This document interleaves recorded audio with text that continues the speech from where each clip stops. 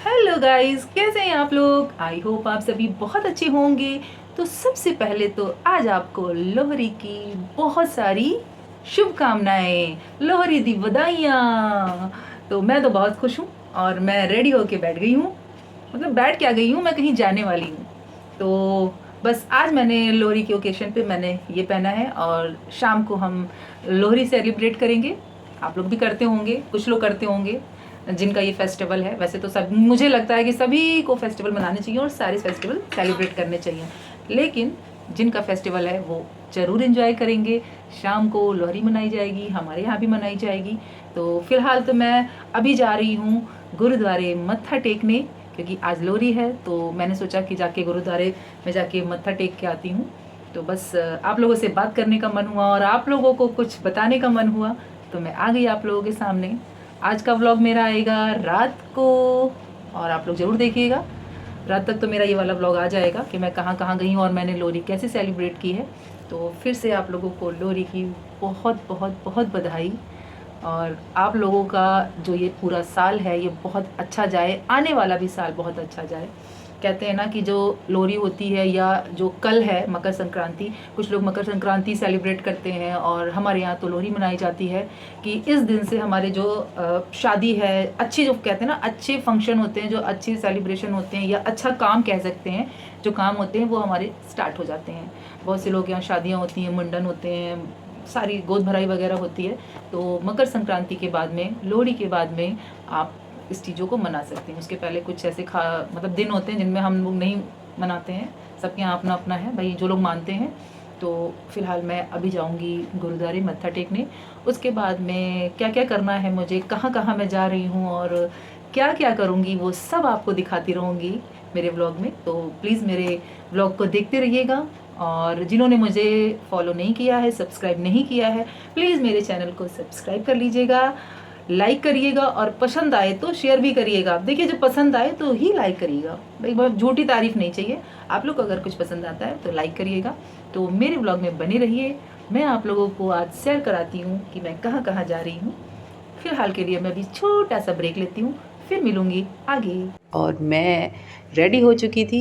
ये है मेरा सूट जो मैंने पहन रखा है और मैं पहुंच गई हूँ गुरुद्वारे मत्था टेकने। ये मेरे एरिया का सबसे करीबी गुरुद्वारा है जहाँ मैं अक्सर जाती हूँ। गुरुद्वारे में एंटर किया है मैंने और गुरुद्वारे में पहुंचकर इतना अच्छा लगता है कि आपको मैं बता ही नहीं सकती। वैसे तो कहीं भी किसी भी धार्मिक स्थल पर जब हम पहुंचते हैं तो अच्छा लगता है, सुकून मिलता है। तो वहाँ पर मेरी मुलाकात मेरे एक पड़ोस की आंटी जी से हो गई।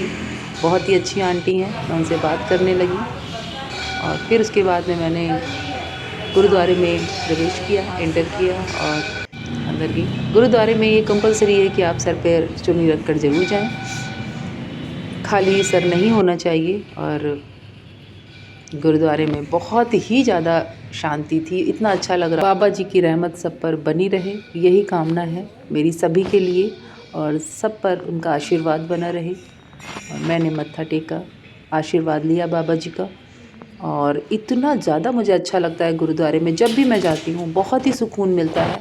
वैसे तो कम ही जाना हो पाता है, पर जब भी मौका मिलता है मैं जाती हूँ गुरुद्वारे में। और ये बिल्कुल घर के पास में है, इसलिए मेरे लिए इजी रहता है। तो मैं बाबा जी के पास अपना कुछ, कहते हैं ना, सुख दुख बांटना है तो आप ऊपर वाले के ही सामने बांटिए। दुनिया तो मजाक बनाती है, तो मेरा तो यही मानना है कि बहुत कम लोग हैं जो यहाँ पर इस दुनिया में मेरे लिए, मुझे लगता है कि समझते हैं चीज़ें। तो जो भी सुख दुख बांटना है बाबा जी के सामने ही बैठकर मैं बांट लेती हूँ, उनसे कह लेती हूँ। और इतना ज़्यादा सुकून मिल रहा था कि मैं थोड़ी देर वहाँ पर बैठी हुई थी। उसके बाद मैं गुरुद्वारे से निकलती हूँ वहाँ से। उसके बाद मुझे कहीं जाना था और लोहड़ी थी, इसकी वजह से मुझे थोड़ा मार्केटिंग भी करनी थी, कुछ सामान भी लेना था। तो गुरुद्वारे से मत्था टेक के मैं बाबा जी का आशीर्वाद लेकर फिर मैंने स्कूटी वगैरह स्टार्ट की अपनी और मुझे जहाँ मार्केट जाना था उसके लिए फिर मैं मार्केट निकल गई कुछ सामान लेने। तो मैं पहुँच गई थी जहाँ पर मुझे अपना सामान लेना था, थोड़ा सा लोहड़ी का सामान लेना था।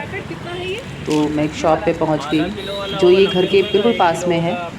और ये भैया जो है इन्हें मैं बहुत पहले से जानती हूँ, क्योंकि मैं हमेशा इन्हीं के यहाँ से अपने सामान वगैरह ले जाती हूँ। पूजा होती है। और यहाँ से मैंने परचेजिंग की अपनी, थोड़ा सा चिक्की वगैरह ली, पूजा का सामान लिया, लोहड़ी में जो यूज़ होता है मोस्टली। सबके यहाँ अलग अलग है। तो यहाँ से ये देखिए इतनी अच्छी अच्छी यहाँ पे चिक्की, इतनी वैरायटी थी भैया के पास में कि आपको मैं क्या बताऊँ, बहुत ही अच्छी वैरायटी थी। और भैया भी बहुत अच्छे थे, बहुत अच्छा नेचर है। और इनकी जो शॉप है ये आशियाना सेक्टर के में है, विशाल मेगा मार्ट के पास में है इनकी शॉप। और इतनी अच्छी क्वालिटी का सामान इनके पास मिलता है, तो मैं इन्हीं के पास से अपना जो भी लाती हूँ, लोहड़ी का सामान है और भी सारी चीज़ें मैं इन्हीं के पास से जाती हूँ, ले आती हूँ। और ये भैया बाय नेचर भी बहुत अच्छे हैं, मैं इनको काफ़ी टाइम से जाती हूँ, उनकी शॉप लगती है वहाँ पर। तो फिर मैंने भैया से भी कहा ये कि भैया आप अपनी शॉप का बता दीजिए कहाँ पर है। विशाल मेगा मार्ट आशियाना में है, सेक्टर के कॉलोनी लगती है। और बाकी सारे फेस्टिवल यहाँ पे सामान मिलता है, होली, दिवाली, रक्षाबंधन, जन्माष्टमी। आप लोग आके कोई भी सामान आप लोग ले सकते हैं कम से कम दाम में। भैया का नाम पवन सिंह है और बहुत ही अच्छा नेचर है। तो मैं घर पर ये सारा सामान भैया से ख़रीद कर लाई थी, लोहड़ी का सामान था और बहुत ही कोई भी ऐसी कोई मतलब ऐसा नहीं लग रहा था कि बहुत ख़राब क्वालिटी का है, बहुत अच्छा सामान था। और शाम को हमने जलाई आग, लोहड़ी सेलिब्रेट किया, बहुत ही अच्छा लग रहा था, मतलब मज़ा ही आ जाता है शाम को। तो फिर उसके बाद में मैं रात में ही निकल गई मम्मी के घर अपने मायके, क्योंकि मायके में भी मुझे त्यौहार मनाना था। तो दूसरे दिन मैं जा नहीं सकती थी सुबह सुबह, तो मैंने रात में ही सोचा कि मैं रात में निकल जाती हूँ। तो रात में खाली भी थी, लोहड़ी मनाने के बाद में देर तो हो गई थी, बट कोई नहीं, मैं मम्मी के घर रात में ही निकल गई थी। बेटा मम्मी के घर पहले ही जा चुका था, तो मैंने सोचा कि रात में जाती हूँ, निकल जाती हूँ और सुबह कल मकर संक्रांति है, मकर संक्रांति का त्यौहार मना के मैं वापस आ जाऊँगी। इसलिए मैंने प्लानिंग की थी कि रात में ही निकल जाओ, और मैं निकल गई थी। मैं पहुँच गई फिर मम्मी के घर। फाइनली देखिए रात इतनी हो रही है और मैं अब पहुँची हूँ। और रात में थोड़ा डर तो लगता है अंधेरे में, बट फिर भी हिम्मत की और मैं मम्मी के घर पहुँच गई। मम्मी ने गेट ओपन किया और वेलकम किया मेरा। बोल रही थी इतनी रात में आई हो, दिन में आ जाती थोड़ा जल्दी। तो मैं वही बता रही थी मम्मी को वहीं पे खड़े होकर दरवाजे पे कि मम्मी की अब कैसे सुबह आती, मैंने सोचा रात में ही निकल जाती हूँ, कोई बात नहीं। तो बस मम्मी से ऐसी बात हो रही थी, गेट पर ही खड़े खड़े बातें होने लगी। मैं फिर अंदर गई घर में और बहुत ही शांति थी घर में, सब पता नहीं इधर उधर थे, अपने अपने काम में लगे हुए थे। और घर पहुंच के, मम्मी के घर पहुंच के तो इतना सुकून मिलता है, इतना अच्छा लगता है सबसे बातें करते हुए। और मम्मी सीधे किचन में पहुंच गई थी मेरे लिए, जैसे ही मुझे देखा था उन्होंने गेट पे ही बस वो मुझसे बात की और किचन में पहुंच गई थी मेरे लिए अदरक वाली चाय बनाने। बोल रही थी कि ठंड में आई हूँ इतनी रात में और अब तुम्हें जुकाम ना हो जाए, मैं तुरंत अच्छी वाली चाय बनाती हूँ। तो अदरक को कूच कूच के पूरा अच्छे से वो बोल रही थी। मैं कह रही मम्मी इतना क्यों उसको कूच रही, कह रही नहीं अच्छे से बनाऊँगी तो अच्छे से तुम्हें जुकाम नहीं होगा।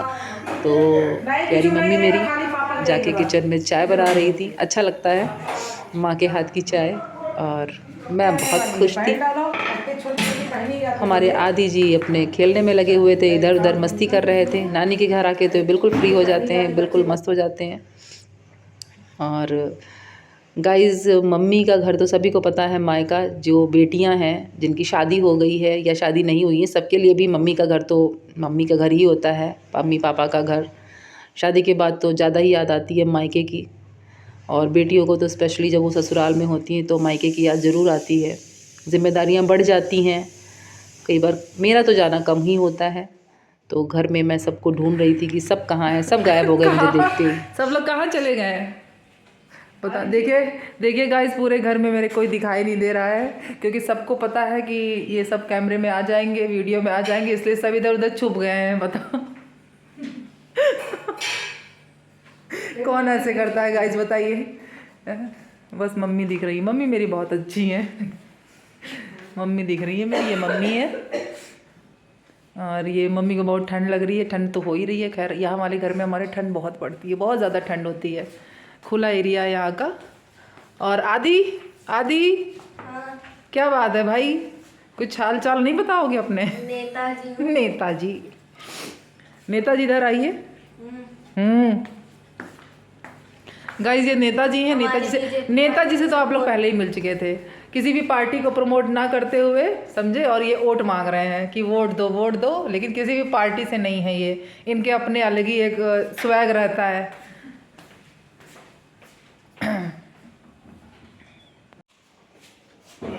क्या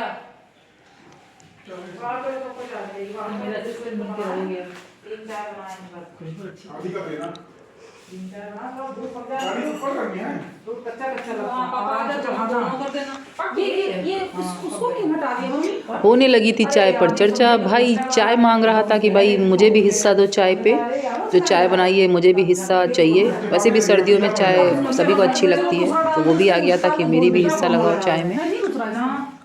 500 व्यू आए। 500 व्यू चिल्ले वाले वीडियो पे। चलो चाय सुंदर है। 5 ठो वहाँ तो पिल्ले इस समय नहीं है। वो नैन्सी चली गई ना।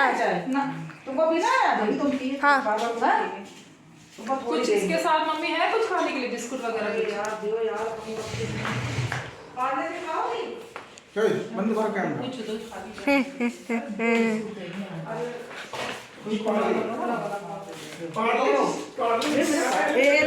आदि क्या है क्या कहाँ जाने में? मेरे बैग में वो फिर कहते हो ये चुनौती बोला करो।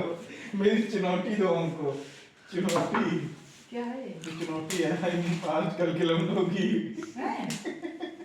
निकालो उनको लगा। चुनौती है? चुनौती डिब्बी है। चुनौती डिब्बी है। गाँव वाले भैया तुम साथ खुलेगा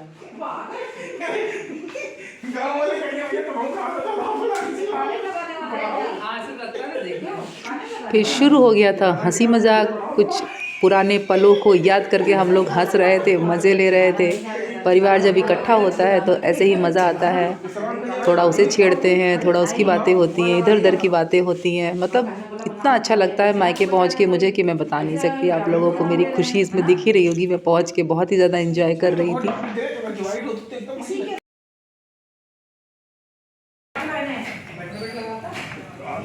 क्या हो गया चप्पल? पापा जी पास की शॉप से सामान लेकर आ गए थे। खाने पीने का ही सामान था कुछ। तुम कुर्र पुर्र कर। पास में भी शॉप है और थोड़ा दूर भी जाना पड़ता है सामान लेने के लिए। थोड़ा भी ये जो एरिया है अभी इंटीरियर है, तो कुछ सामान थोड़ा दूर लेने जाना पड़ता है और थोड़ा बहुत पास में मिल जाता है छोटा मोटा सामान। तो पापा जी लेकर आ गए थे मूंगफली, चिक्की, दूध, ये सब लेके आ गए थे। उन्हें पता था कि हम लोग आने वाले हैं, तो वो पहले ही ले आए थे और थोड़ा जो बचा था वो बाद में लेने पहुंच गए थे। पापा जी बहुत हेल्प कर रहे हैं, देखिए गाइस लगे हुए हैं। उसके बाद रात में हम लोगों ने डिनर किया, रात का खाना खाया और खाने में हमने खाया दाल, चटनी, सब्जी, चावल, रोटी, अचार, बहुत कुछ था खाने में। खाना खाने के बाद मम्मी पापा की थोड़ी बहस शुरू हो गई किसी बात पर और हम उनका मुंह देख रहे थे।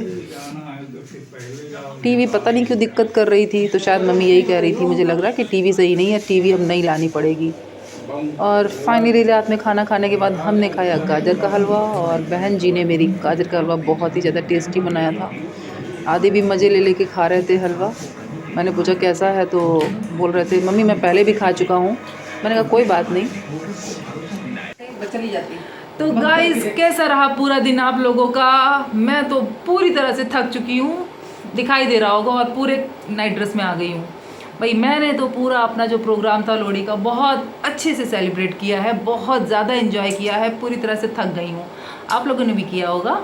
तो मैं फ़िलहाल यहाँ पर अपने इस ब्लॉग को एंड करती हूँ और प्लीज़ मेरे चैनल को सब्सक्राइब कर लीजिएगा जिन्होंने नहीं किया है।